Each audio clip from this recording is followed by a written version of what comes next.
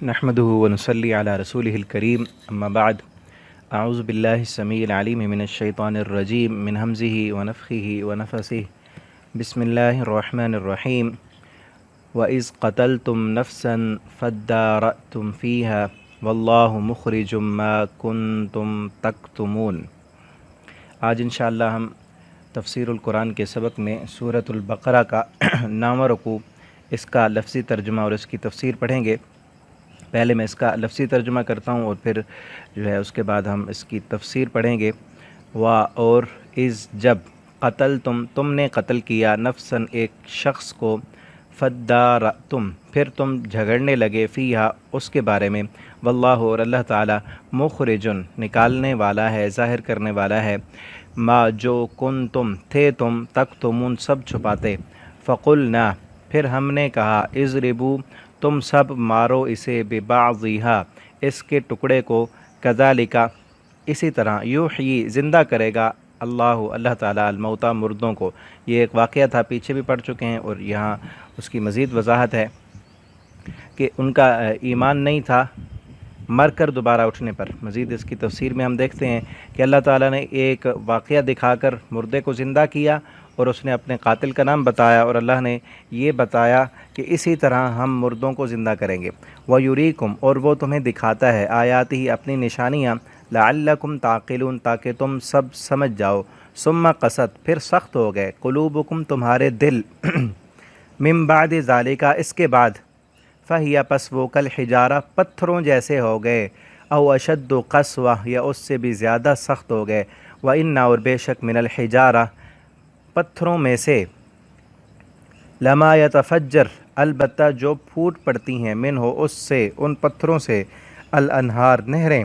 व इन्ना और बेशक मिनहा उनमें से बाज़ ऐसे हैं, लमा जो अलबत्ता यशक्क़क़ वो फट पड़ते हैं, फ़यख़रुजु पस निकल आता है, मिन हो उससे अलमाउ पानी। व इन्ना और बेशक मिनहा उन पत्थरों में से बाज़ ऐसे हैं, लमा अलबत्ता जो यह भी तो गिर पड़ते हैं, मिन खशियतिल्लाह अल्लाह के डर से। वमल्लाहु और नहीं अल्लाह ताला बेगाफिलिन गाफिल अम्मा तामलून उससे जो तुम अमल करते हो।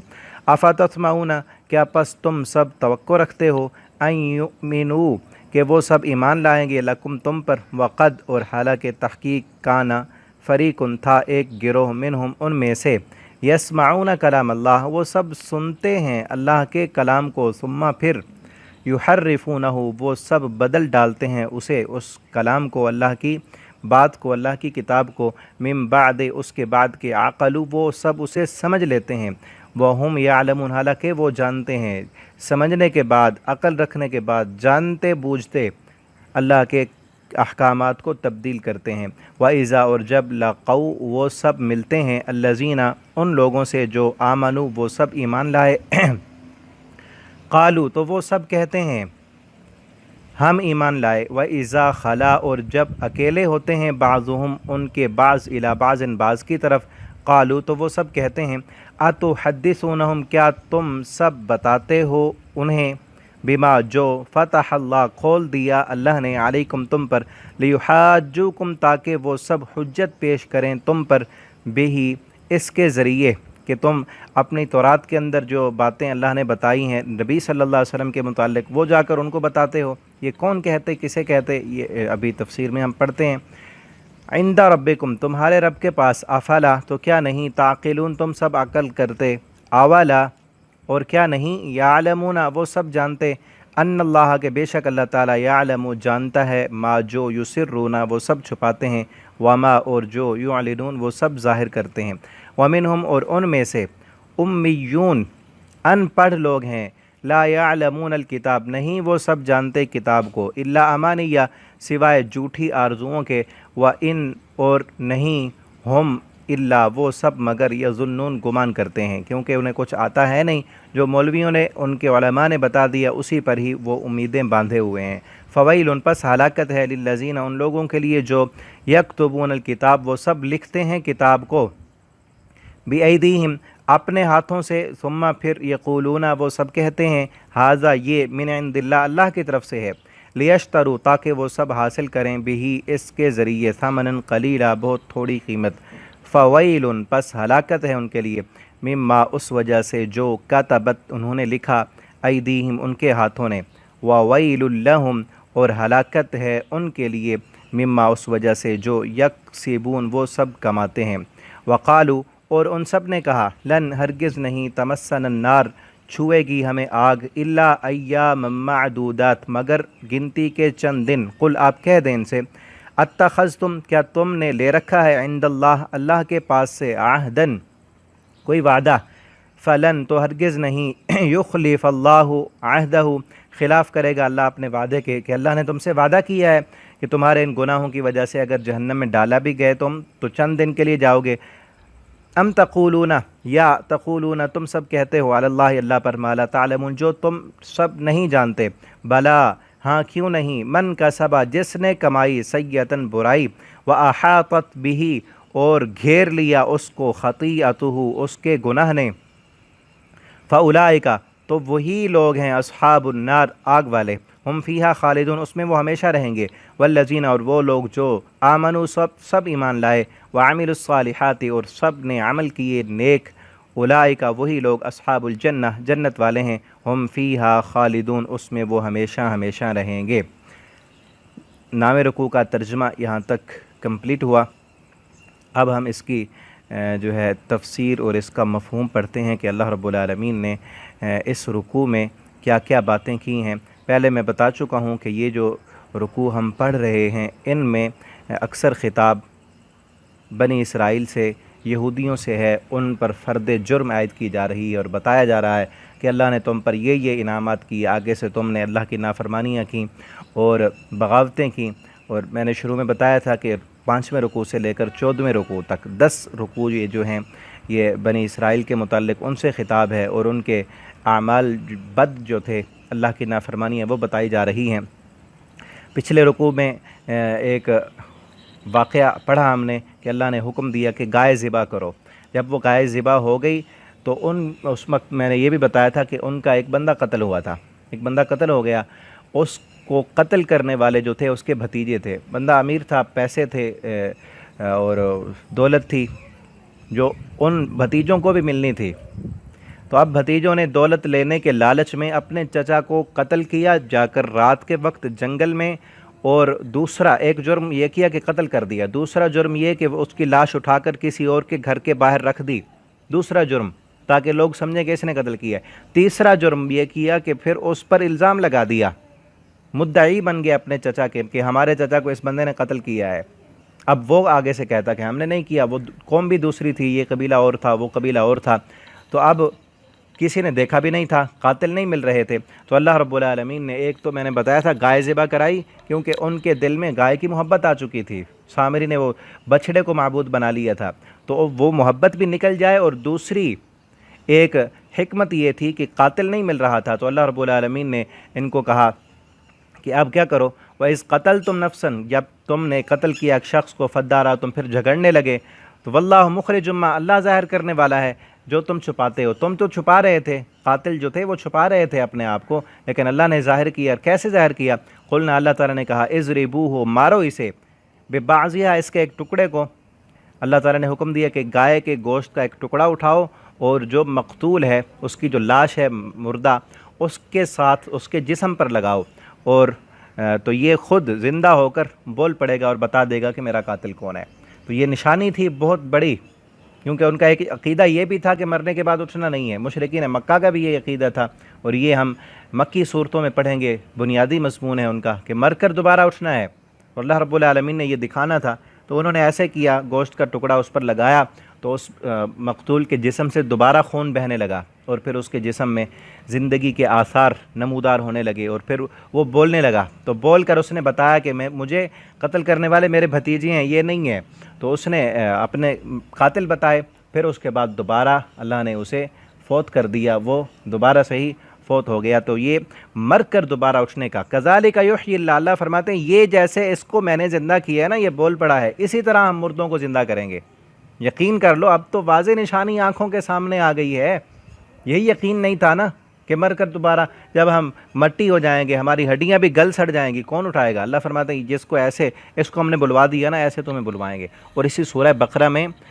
تقریباً 5 واقعے اللہ نے بیان کیے ہیں جن ایسے واقعے کہ دنیا میں اللہ نے مردوں کو زندہ کیا ہے، دنیا میں اللہ نے اپنی قدرت کاملہ کے ساتھ مردوں کو زندہ کیا، اور اس کے واقعات اسی سورہ بقرہ میں بیان کیے۔ ایک میرے خیال پیچھے ہم پڑھ چکے ہیں، یہودیوں کا ایک بندہ قتل ہوا تھا، اور ایک یہ واقعہ ہے، 3 واقعے آگے ہیں ایک دوسرے پارے کے آخر میں، کہ وہ لوگ جو جنگ کرنے کے ڈر کی وجہ سے جو ہے نا نکل گئے تھے، اور پھر اللہ نے انہیں مار دیا، دوبارہ وہ زندہ ہوئے۔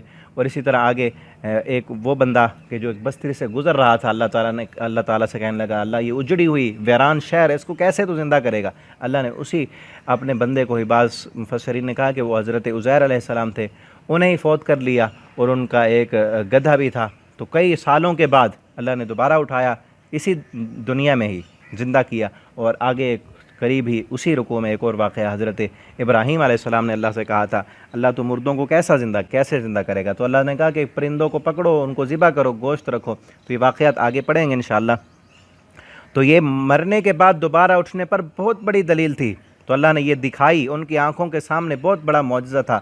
اب یہ معجزہ آنکھوں سے دیکھنے کے بعد چاہیے کیا تھا، کیا کرنا چاہیے تھا؟ کہ یہ مان لیتے، اللہ کے فرمانبردار بن جاتے، اور مر کر دوبارہ اٹھنے پر یقین آ جاتا اور اس کی تیاری میں لگ جاتے۔ لیکن اللہ نے فرمایا وَيُرِيكُمْ آيَاتِهِ لَعَلَّكُمْ تَعْقِلُونَ، ہم تمہیں اپنی آیتیں دکھاتے ہیں، لَعَلَّكُمْ تَعْقِلُونَ، تاکہ تم عقل رکھو۔ لیکن اللہ فرماتے ہیں کیا ہوا؟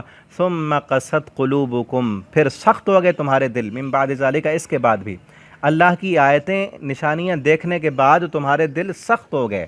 یہ اہم ترین آیت ہے اس رکوع کی، اور آج کی میں سمجھتا ہوں یہ آیت ہی سمجھ آ جائے، انسان کی زندگی بدل جائے۔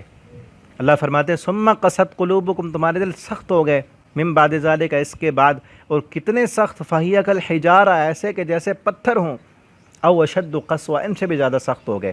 انسان کے دل سخت کب ہوتے ہیں؟ دل سخت کب ہوتے ہیں؟ اس وقت جب وَيُرِيكُمْ آيَاتِهِ لَعَلَّكُمْ تَعْقِلُونَ، اللہ فرماتے ہیں میں اپنی نشانیاں تمہیں دکھاتا ہوں۔ اللہ کی آیتیں جو ہیں 2 طرح کی ہیں، ایک آیتیں یہ جو ہم پڑھ رہے ہیں، یہ قرآن کی آیتیں ہیں، یہ پڑھ کر جو ان پر غور و فکر نہ کرے، ان کو نہ سمجھے، ان کے مطابق ایمان نہ لائے، اللہ کا نافرمان بنا رہے، تو دل سخت ہو جاتے ہیں۔ اور دوسری اللہ کی نشانی ہے، اللہ کی کائنات میں یہ بھی آیتیں ہیں اللہ کی، کہ دنیا میں کیا ہو رہا ہے، سورج نکلتا ہے، اتنی بڑی اللہ کی مخلوق، اللہ کی نشانی ہے، بارش کا آنا، اور پھر یہ چیزیں تو معمول اور روٹین کے مطابق ہے نا، کچھ چیزیں ایسی ہیں جیسے طوفان آنا، زلزلے آنا، پہاڑوں کا پھٹ پڑنا، یہ اللہ کی نشانیاں ہیں۔ ان کو جو دیکھ کر غور و فکر نہ کرے، اللہ کی طرف نہ آئے، رجوع نہ کرے، اس کا دل سخت ہو جاتا ہے۔ نبی کریم صلی اللہ علیہ وسلم کا کیا معمول تھا؟ آپ صلی اللہ علیہ وسلم جب بادل آتے دیکھتے نا، امی عائشہ فرماتی ہیں آپ صلی اللہ علیہ وسلم بادلوں کو دیکھتے فوراً مسجد میں جاتے، نماز پڑھتے۔ امی عائشہ فرماتی ہیں اللہ کے پیغمبر جیسے ہی کوئی آندھی بارش کا سماں بنتا ہے، آپ مسجد میں جاتے ہیں، نماز پڑھتے ہیں، روتے ہیں، اللہ سے معافیاں مانگتے ہیں۔ آپ صلی اللہ علیہ وسلم نے فرمایا عائشہ تجھے پتہ نہیں، بعض قوموں پر ایسے بادل آئے، انہوں نے سمجھا کہ بارش آئے گی، لیکن ان بادلوں میں اللہ کا عذاب تھا، اور آسمان سے پتھروں کی بارشیں برسیں، اللہ نے اس قوم کو نیست و نابود کر دیا۔ مجھے بھی ڈر لگتا ہے کہ کہیں ان سے اللہ کا عذاب نہ آ جائے۔ لیکن دل جن کے سخت ہوں، زلزلے آئیں، طوفان آئیں، آسمان پھٹے، زمین شک ہو جائے، وہ کہتے ہیں یہ تو خبریں ہیں، جیسے آج مسلمانوں کی حالت ہو چکی ہے۔ اصل جو دل ہے نا، دل کو اللہ نے فطرتی طور پر نرم بنایا ہے۔ دل کی جو کیفیت ہے وہ کیا ہے کہ اس دل میں دوسروں کا احساس ہوتا ہے، اس دل میں دوسروں کا درد ہوتا ہے۔ جو فطرتی طور پر جو دل ہے، جو سخت نہیں ہوا اللہ کی نافرمانیاں کر کر کے، وہ کیا ہے؟ اس میں احساس ہے۔ یہ دل دوسروں کے لیے جان بھی دے سکتا ہے، یہ دل دوسروں کے لیے اس میں یہ جذبات پیدا ہوتے ہیں کہ یہ انسان دوسروں کے لیے بھوکا بھی رہ سکتا ہے، یہ دوسروں کے لیے اپنی چیز قربان کر سکتا ہے، دوسروں کے احساسات اس کے اندر ہیں، حتیٰ کہ جان دینے تک کے لیے بھی یہ دوسروں کو تکلیف میں دیکھتا ہے تو اس کو بھی تکلیف ہوتی ہے۔ کسی کو سسکتا بلکتا، کسی کو روتا ہوا دیکھتا ہے تو اس کے دل میں بھی درد ہوتا ہے، جو فطرتی دل ہے جس کی تعریف کی گئی ہے۔ اور جب اللہ کی آیات نشانیاں دیکھتا ہے تو اس میں درد ہوتا ہے، اللہ کی طرف گڑ گڑاتا اور روتا ہے۔ لیکن جو دل اللہ کی آیتیں قرآن پڑھ کے نرم نہ ہو، قرآن کی مخالفت کرے، اور اللہ کی اس کائنات میں جو نشانیاں ہیں ان کو دیکھ کر آنکھیں بند کر لے اور نہ مانے ان کو، صرف اپنے مفادات دیکھے، پھر وہ دل سخت ہو جاتا ہے۔ اور سختی بھی ایسی، اللہ نے فرمایا کل حجارہ، جیسے کہ پتھر سخت ہوتے ہیں، پتھروں جیسے سخت ہو گئے ہیں دل۔ اللہ کتنی بڑی نشانی تھی، اللہ نے دکھا دیا کہ مردے کو زندہ کر کے قاتل بھی بتا دیا، اور ایک اتنی بڑی نشانی کہ ایسے ہم زندہ کریں گے مردوں کو، تم نہیں مانتے تھے نا، تو اب تو مان لو، یہ دنیا میں زندہ کر کے ہم نے دکھا دیا ہے، اسی طرح ہم قیامت کو مرنے کے بعد بھی تمہیں زندہ کر کے دکھا دیں گے۔ لیکن اس سے اعراض کیا، آنکھیں پھیر لیں، ایک واقعہ ہی سمجھا کہ بس ایسے ہوتا رہتا ہے، اس کو ایک کہانی سمجھ لی، ایک قصے کے طور پر لیا، عبرت حاصل نہیں کی۔ اس سے جو اصل مقصد تھا کہ اللہ کی طرف رجوع کرنا، اپنے گناہوں کی معافیاں مانگنا، ہٹ دھرمی سے باز آ جانا، وہی بنی اسرائیل کے جو رویے تھے پیچھے بھی بیان ہوئے ہیں، وہ انہوں نے عبرت حاصل نہیں کی تو دل سخت ہو گئے۔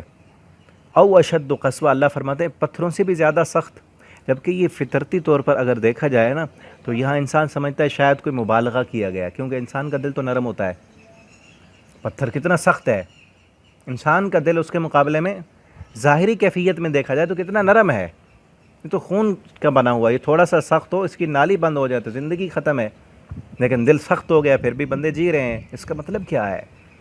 مطلب یہ مبالغہ کرنا نہیں ہے، مطلب اصل یہ ہے کہ اللہ نے پتھروں میں جو صلاحیت رکھی ہے نا، پتھروں میں جو صلاحیت رکھی ہے، چاہے وہ سخت ہی کیوں نہیں ہے، لیکن اس کے باوجود ان کے اندر وہ جو صلاحیت اللہ نے پیدا کی ہے، وہ فطرتی صلاحیت، وہ ختم نہیں ہوتی، ان سے کہیں سے وہ پھٹتے ہیں، پانی نکل آتا ہے۔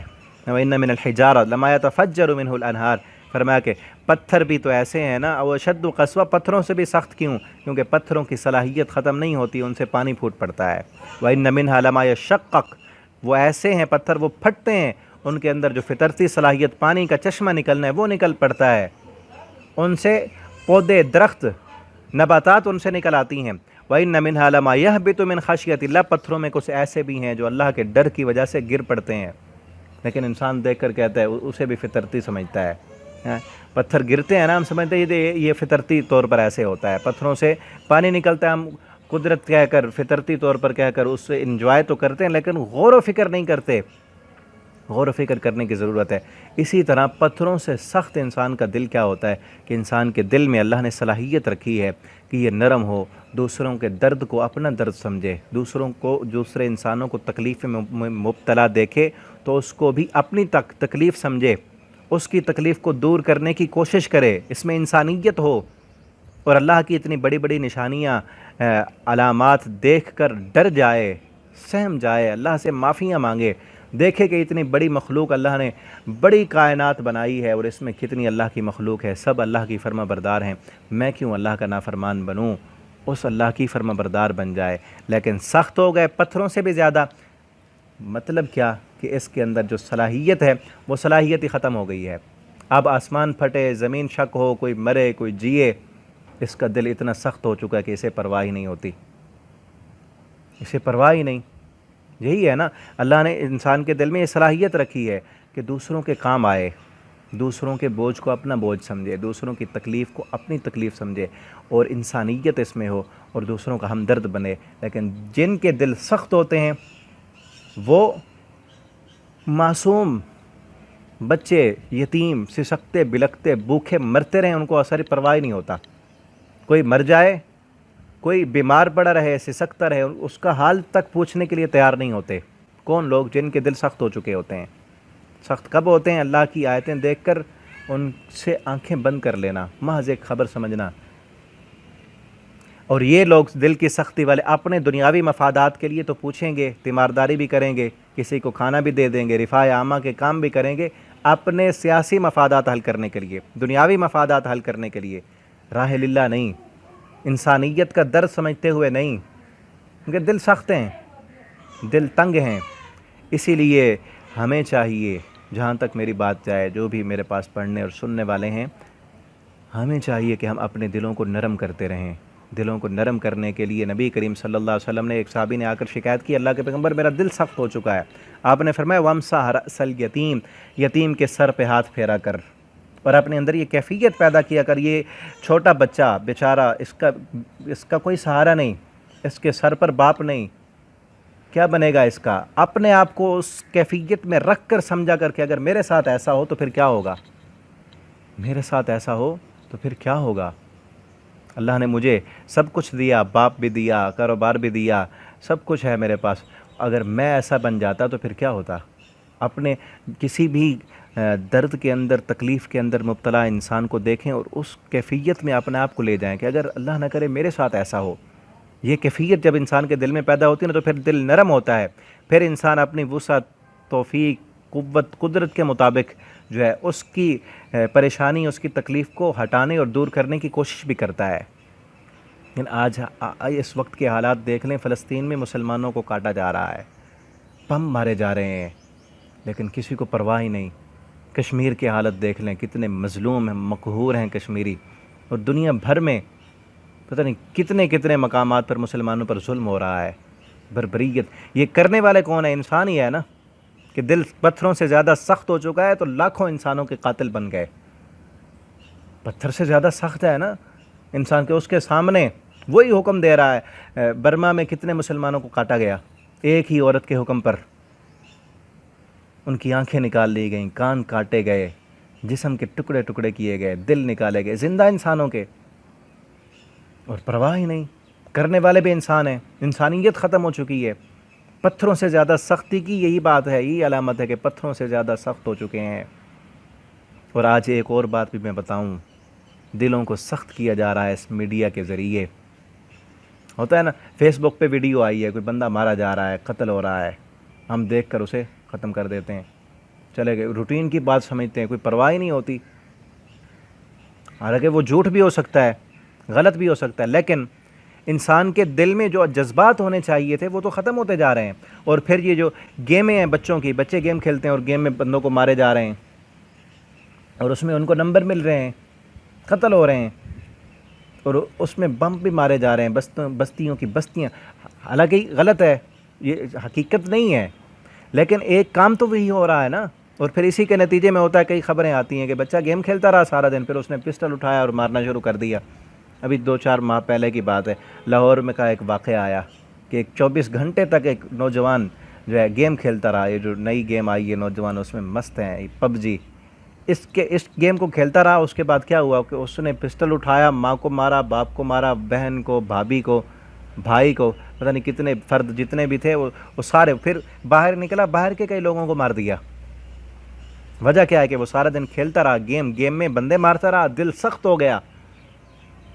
تو میرے بھائی اور دوستو، ان بچوں کو ان گیموں سے دور رکھیں، یہ دل کی سختی کا سامان ہے، دل کی سختی کا سامان ہے۔ اور یہ جو میڈیا پر روز ہم خبریں پڑھتے ہیں اور اس کو خبر سمجھ کر ایز اے نیوز، چاہے اخباروں میں پڑھیں، دیکھیں، اور اس کو خبر سمجھی اور چھوڑ دیا اس کو، چلو بھی یہ خبر ہی تھی۔ کشمیر کی خبریں سنتے ہیں، فلسطین کی خبریں پڑھتے ہیں، اس کے بعد کیا ہے؟ جس کا دل یہ خبریں پڑھ کر کے بچے یتیم ہو گئے، باپ مر گیا ان کا۔ کشمیر میں کتنے روزانہ کتنے بچے یتیم ہو رہے ہیں، اور چھوٹے چھوٹے بچوں کو باندھ کر ظلم و بربریت کا نشانہ بنا کے انہیں قتل کیا جا رہا ہے۔ وہ خبریں آئیں تو ہمارے آنکھوں میں بھی آنسو آ جائیں، ہمارے دل میں درد ہو، اور جتنا اپنے سے ہو سکتا ہے ان کی مدد کے لیے تیار ہوں، ان کے لیے دعائیں کریں، اللہ سے معافیاں مانگیں کہ کہیں ہم پر یہ حالات نہ آ جائیں، تو پھر تو دل نرم ہے۔ اگر ان کو خبر سمجھ کر ہم ایسے ہی چھوڑ دیں تو پھر سمجھ لو کہ دل جو ہے وہ سخت ہو چکے ہیں۔ اور آگے جو پتھروں کی کیفیتیں بیان کی جا رہی ہیں نا، اس پر بھی ذرا غور کریں۔ اللہ فرماتے کچھ ایسے ہیں جن سے نہریں نکلتی ہیں، یتفجر منہ الانہار، ان سے نہریں پھوٹ پڑتی ہیں۔ نہر کا کیا کام ہوتا ہے کہ نہر، دریا، یہ سارے پہاڑوں سے، چشموں سے پانی نکل کے آتا ہے نا، تو آگے دریا بنتے ہیں، نہروں میں پانی جاتا ہے، اور کئی ایکڑ زمین جو ہے وہ ان سے سیراب ہوتی ہے، اور ہر انسان، جانور، پرندے، حشرات الارض اس پانی سے فائدہ اٹھاتے ہیں۔ تو ہمیں بھی یہ بننا ہے، جو پتھروں کی خوبیاں بیان کی جا رہی ہیں نا، ہم بھی نہر کی طرح بن جائیں۔ کیا مطلب؟ کہ ہم سے ہر بندہ فائدہ اٹھائے، اور خود بہہ کر جاتی ہے نا نہر، خود بہہ کر جاتی ہے، ہم بھی خود چل کر جائیں کسی کمزور کا سہارا بننے کے لیے، کسی بیوہ کا سہارا بننے کے لیے، کسی یتیم کی مدد کرنے کے لیے، کسی بے دین کو دین پڑھانے کے لیے، کسی جاہل کو علم سکھانے کے لیے، خود چل کر جائیں، نہر کی طرح بنے، فائدہ مند بنے، کہ ہر بندہ، ہر انسان ہم سے فائدہ اٹھائے۔ اپنے اندر یہ کیفیت پیدا کریں، اپنے مفادات کے لیے نہیں، اللہ کی رضا کے لیے، دوسروں کے لیے فائدہ مند بن جائیں، ہر انسان کے لیے بلا تفریق سب کو فائدہ پہنچائیں۔ اور دوسری جو کیٹیگری پتھروں کی بیان کی جا رہی کہ ان سے کیا ہے، یا شقق منہ الماء، ان سے پانی نکلتا ہے کہ اگر دریا نہیں بن سکتے تو پانی تو بن جائیں۔ پانی سے کیا ہوتا ہے؟ پانی زندگی ہے، پانی میں زندگی ہے، کہ کسی کی زندگی بچانے کا سامان کریں، کسی کی زندگی بن جائیں۔ کوئی جہنم کے راستے پر جا رہا ہے تو اس کو جہنم کے راستے سے ہٹانے کا ذریعہ بن جائیں، اس کو جنت کے راستے پر لائیں، اس کی زندگی بن جائے گی۔ کسی کو دین کی بات سکھائیں، کسی کو قرآن پڑھائیں، یہ کیفیت جو بیان کی جا رہی ہے یہ بنے۔ اور آگے کیا ہے؟ لما یہبط من خشیت اللہ، اللہ کے ڈر کی وجہ سے گر پڑتے ہیں۔ گر پڑنا عاجزی ہے، اللہ کہتے ہیں پتھروں میں بھی عاجزی ہے، چاہے وہ سخت ہیں لیکن ان میں پھر بھی عاجزی ہے، وہ ٹوٹتے ہیں اور گر پڑتے ہیں۔ انسان تیرا دل پتھروں سے بھی زیادہ سخت ہو چکا ہے، تو کیوں نہیں گرتا اللہ کے در پر؟ ہم بھی آئیں، گر جائیں، اپنے آپ کو چھوٹا سمجھیں، اپنے آپ کو عاجز سمجھیں اللہ کے سامنے۔ جن کے دل سخت ہوتے ہیں نا، وہ اپنے آپ کو جھکانے کے لیے تیار نہیں ہوتے، وہ کسی کی بات ماننے کے لیے تیار نہیں ہوتے، وہ آسمان ادھر کا ادھر ہو جائے، وہ اپنی ضد اور ہٹ دھرمی پر پختہ رہتے ہیں، وہ مرد ہو جاتے ہیں لیکن اپنی ضد نہیں چھوڑتے۔ ہم بھی ایسے نہ بنیں، ضد نہ چھوڑیں۔ بعض مسلمانوں میں بھی ایسے ہوتے ہیں کہ باقی سارے نیکی کے کام کرتے جا رہا ہے، بھائی سے بولتا نہیں ہے، کہتے میری اس سے ضد ہے، میں نے نہیں بولنا کسی انسان سے۔ کسی ایک نہ ایک سے ہوتا ہے کہ اس نے یوں کیا تھا، فلاں کیا تھا، نہیں۔ پتھروں کی جو خوبی بیان کی جا رہی ہے نا، گر پڑتے ہیں، اپنے آپ کو چھوٹا سمجھیں، اپنے آپ کو عاجز بنائیں اللہ کا، اور اپنی آخرت کی تیاری کریں۔ وَمَا اللَّهُ بِغَافِلٍ عَمَّا تَعْمَلُونَ، یہ اسی لیے آیا ہے کیونکہ پتھروں کے ساتھ ان کا کوئی عمل تو بیان نہیں ہو رہا نا۔ اللہ تعالیٰ غافل نہیں ہے جو تم عمل کرتے ہو، عمل کریں، نہر بن کے عمل کریں، دریا بن جائیں، سب کو فائدہ پہنچائیں، کسی کی زندگی بن جائیں، پانی بن جائیں، کسی کو زندگی دیں، اور نرم بن جائیں، اپنے آپ کو گرا دیں اللہ کے سامنے۔ یہ جو سارے عمل کریں گے نا، اللہ رب العالمین عمل سے غافل نہیں ہے، ایک ایک عمل کا بدلہ ملے گا۔ وہ اللہ کی رضا کے لیے چھوٹی سے چھوٹی نیکی بھی ہوگی تو اس کا بھی اجر ملے گا۔ آگے دیکھتے ہیں، فَتَطْمَعُونَ يُؤْمِنُ لَكُمْ، یہ نا یہودیوں کے متعلق تھی نا باتیں، اب کئی حقیقتیں بیان کی جا رہی ہیں۔ مسلمان جو تھے وہ یہودیوں کے متعلق سمجھتے تھے، جب نئے نئے ہجرت کر کے مدینہ میں گئے تھے، چونکہ یہودی مشرکین مکہ کی نسبت پڑھے لکھے بھی تھے، مشرکین مکہ چونکہ ان پڑھ تھے، اور ان کے پاس کوئی شریعت اور کوئی کتاب بھی نہیں تھی، دین ابراہیمی تھا اور کئی ہزار سال گزر چکے تھے۔ یہودیوں کے پاس چونکہ تورات بھی موجود تھی اور ان کے علماء بھی تھے، مسلمانوں کے دل میں امید یہ تھی کہ مشرکین مکہ کی نسبت یہ مدینہ کے یہودی تو بہت جلد جو ہے وہ اسلام قبول کر لیں گے، کیونکہ مسلمان سمجھتے تھے کہ یہودیوں نے اپنی تورات میں محمد الرسول اللہ صلی اللہ علیہ وسلم کی خوبیاں پڑھی ہیں، آپ کی صفات پڑھی ہیں، قرآن کی حقانیت تورات میں موجود ہے، بالکل وہی دین آسمان سے اترا ہے جو عیسیٰ علیہ السلام پر اترا، وہ بھی پیغمبر کے ماننے والے، یہ بھی ہم بھی پیغمبر کے ماننے والے، یہ تو ایمان لائیں گے، قبول کر لیں گے۔ تو یہ ان کی طمع بیان کی جا رہی ہے، اور اللہ رب العالمین نے ان یہودیوں کی عادت بد بیان کی ہے، اور فرمایا مسلمانوں تم تو ان سے امیدیں لگائے ہوئے ہو کہ وہ مسلمان ہو جائیں گے، حالانکہ ان کی کیفیت کیا ہے؟ اَیُؤْمِنُوا لَکُمْ، تم سمجھتے ہو کہ ایمان لائیں گے، حالانکہ کیفیت ان کی کیا ہے؟ وَقَدْ كَانَ فَرِيقٌ مِّنْهُمْ يَسْمَعُونَ كَلَامَ اللَّهِ، حالانکہ ان میں سے ایک گروہ ایسا بھی ہے جو اللہ کے کلام کو سنتا ہے، ثُمَّ يُحَرِّفُونَهُ مِن بَعْدِ مَا عَقَلُوا، پھر اس اللہ کے کلام کو، ان کی تورات کی بات ہے کہ اپنی تورات کو پڑھتے ہیں، سنتے ہیں، سمجھتے ہیں، پھر بھی تبدیل کر دیتے ہیں اپنی مرضی کے مطابق، ایک آیت کسی اور مقصد کے لیے نازل ہوئی، اس کو اٹھا کر اور مقصد کے لیے استعمال کرتے ہیں۔ وَإِذَا لَقُوا الَّذِينَ، اور جب وہ ملتے ہیں ایمان والوں سے تو کہتے ہیں ہم بھی ایمان لائے، وَإِذَا خَلَا بَعْضُهُمْ إِلَىٰ بَعْضٍ، اور جب ان کا بعض سے ملتا ہے، یعنی ان میں جو عام لوگ تھے نا، علماء نہیں، ان کے یہودیوں کے عام لوگ جب مسلمانوں سے ملتے تو انہیں آ کر بتاتے کہ ہاں تورات میں ہم نے پڑھا ہے، نبی صلی اللہ علیہ وسلم کی خوبیاں ہیں، صفات ہیں، قرآن کی تصدیق ہے۔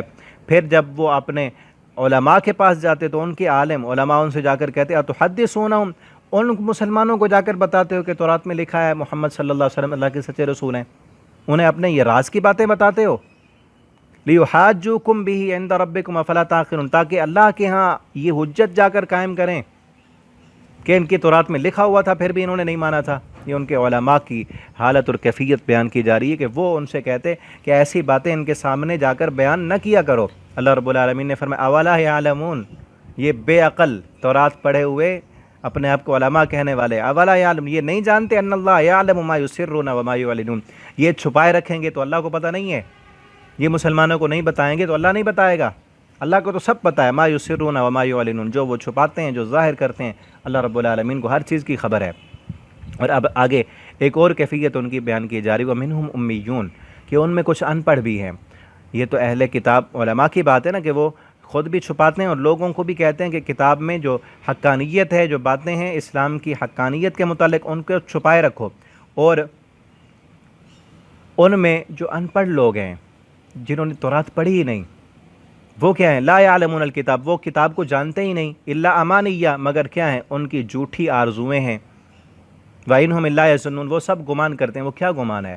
جو ان کے علماء نے بتا دیا نا انہیں، اسی پر ہی وہ یقین کیے ہوئے ہیں، کیونکہ تورات آتی نہیں، خود پڑھتے نہیں، حقیقت کا پتہ نہیں، جو علماء نے بتایا اسی پر ہی وہ بھروسہ اور امیدیں کی ہوئے۔ آج مسلمانوں کی حالت بھی یہی ہے، قرآن آتا نہیں، قرآن پڑھتے نہیں ہیں، حالانکہ دنیاوی اعتبار سے بہت زیادہ تعلیم یافتہ، PhD کی ڈگریاں لی ہوئی ہیں، لیکن قرآن کریم کی الف با تا بھی نہیں آتی، اس قدر جاہل ہے۔ سورہ فاتحہ کا ترجمہ تک نہیں آتا، سورہ اخلاص کا ترجمے کا پتہ نہیں، لا الہ الا اللہ کا معنی نہیں آتا، اور دنیاوی تعلیم میں ڈاکٹریٹ کی ڈگری لی ہوئی ہے۔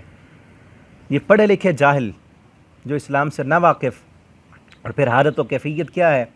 جو بریلوی علماء، بریلوی مکتبہ فکر کے لوگ ہیں ان پڑھ، ان کے علماء نے جو بتا دیا انہیں اسی پر یقین کیا ہوا ہے۔ جو دیوبند سے تعلق رکھتے ہیں، ان دیوبند کے علماء نے جو بتا دیا اسی پر یقین کیے ہوئے ہیں، وہی امیدیں ہیں، وہی آرزویں ہیں۔ جو اہل حدیث ہیں، اہل حدیث علماء نے بتا دیا اسی پر ہی تکیہ کیے ہوا ہے، امید اسی پر ہے۔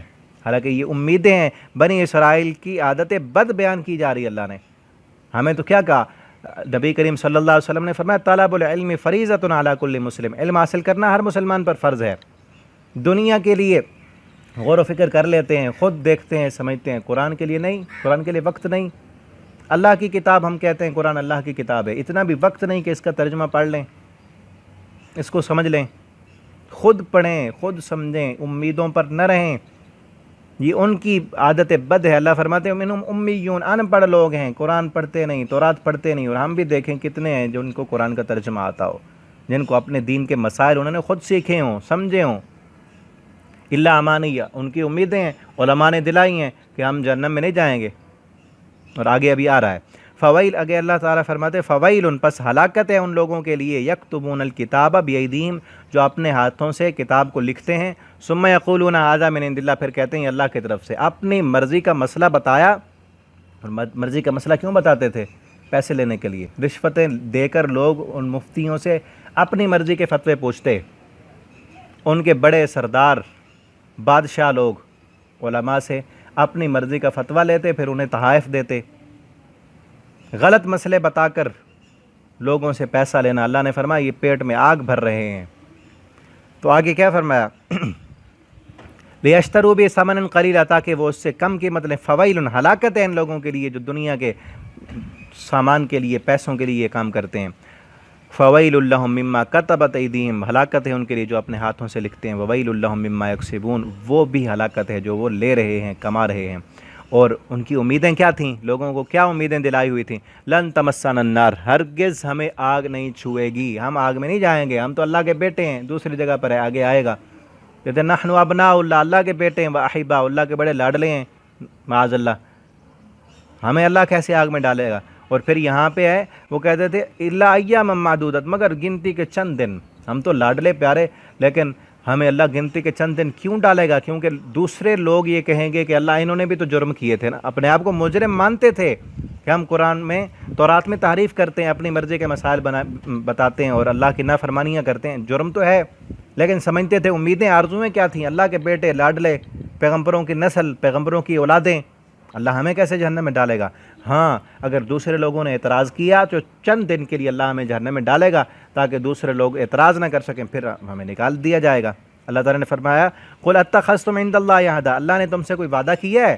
اللہ نے کہا ہے تمہیں کہ یہ ہوگا؟ فلن یخلف اللہ وعدہ، کہ اللہ اپنے وعدے کی خلاف ورزی نہیں کرے گا۔ ام تقولون علی اللہ ما لا تعلمون، یہ اللہ پر تم جھوٹ بول رہے ہو، وہ بات کرتے ہو جو تم جانتے ہی نہیں۔ اللہ نے تو یہ نہیں کہا کہ چند دن کے لیے تمہیں جہنم میں ڈالے گا۔ اللہ کا قانون کیا ہے؟ وہ آگے آ رہا ہے، بلا من کا سبق، ہاں کیوں نہیں، جس بندے نے بھی برائیاں کیں، نافرمانیاں کیں، اللہ کی بغاوت کی، سیئتن برائی کمائی، و احاطہ تو گھیر لیا اس کو، بہی خطیئت اس کے گناہوں نے، فاولئک اصحاب النار وہ تو جہنم میں جائے گا۔ وہ یہودی ہو، وہ عیسائی ہو، وہ محمد صلی اللہ علیہ وسلم کا امتی ہو۔ آج محمد الرسول اللہ کی امت کی بھی یہی تمنائیں، آرزویں ہیں جو ان کی تھیں۔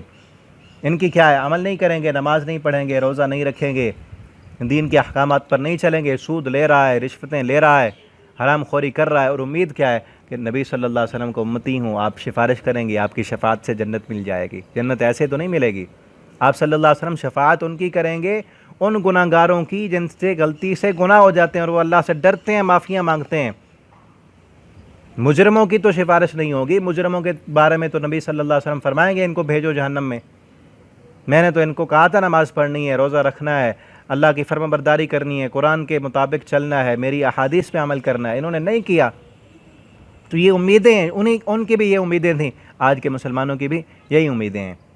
اولئک اصحاب النار، اللہ فرماتے ہیں وہ تو جہنم میں جائیں گے کہ جن کے گناہ نے اسے گھیر لیا، اور گناہ ایسا کوئی ایک گناہ بھی ہو سکتا ہے، کوئی ایک گناہ بھی، سود خور سود نہیں چھوڑتا، نماز پڑھ رہا ہے، روزے رکھ رہا ہے، لیکن کاروبار سود کا ہے، اس کو کہو کہ بینک کی نوکری چھوڑ دے، وہ کہتا ہے چھوڑ دوں تو کھاؤں گا کہاں سے؟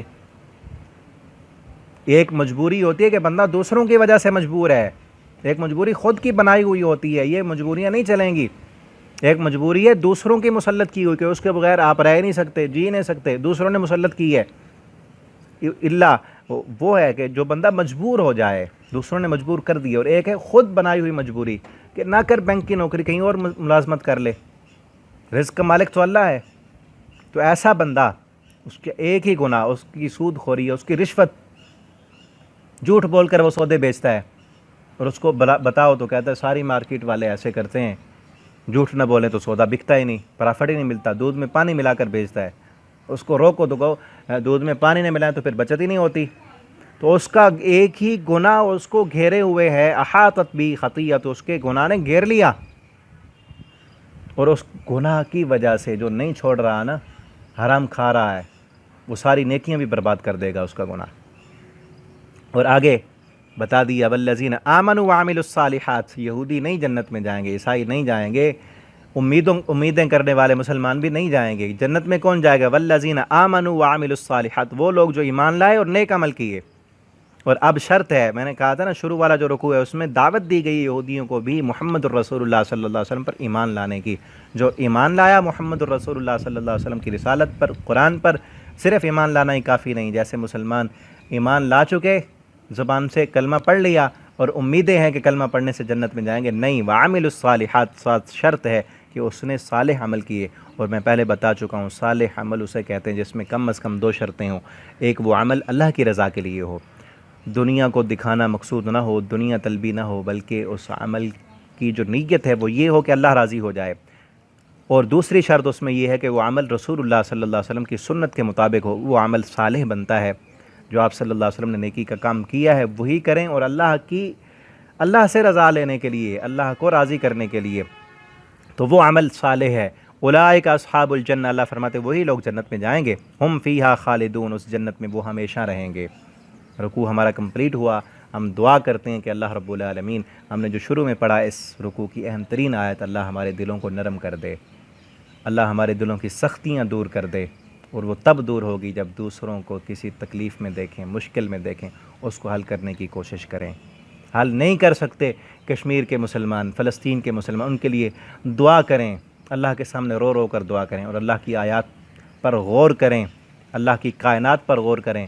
اور کبھی کوئی حالات ایسے بنے جب ہم خبریں سنیں زلزلے کی، طوفان کی، تو اللہ کے سامنے گڑ گڑائیں اور روئیں، لوگوں کے لیے خیر خواہ بن جائیں۔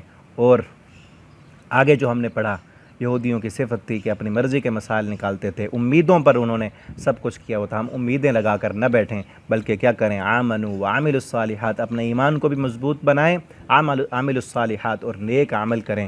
اللہ رب العالمین ہمیں، ہمارے ایمان کو اللہ تعالیٰ مضبوط فرمائے، اور اللہ ہمیں ایسے عمل کرنے کی توفیق دے کہ جس سے اللہ رب العالمین راضی ہو جائیں، اور اللہ ہمارے ان اعمال کو قبول کر کے اپنی رحمت کے ساتھ مرنے کے بعد ہمیں جنت الفردوس عطا فرما دیں۔ آخر دعوانا ان الحمدللہ رب العالمین۔ آپ کا کوئی سوال ہو، کوئی بات پوچھنی ہو تو آپ مجھ سے کمنٹ کر کے پوچھ سکتے ہیں، واٹس ایپ پر بھی آپ رابطہ کر سکتے ہیں۔ السلام علیکم ورحمۃ اللہ وبرکاتہ۔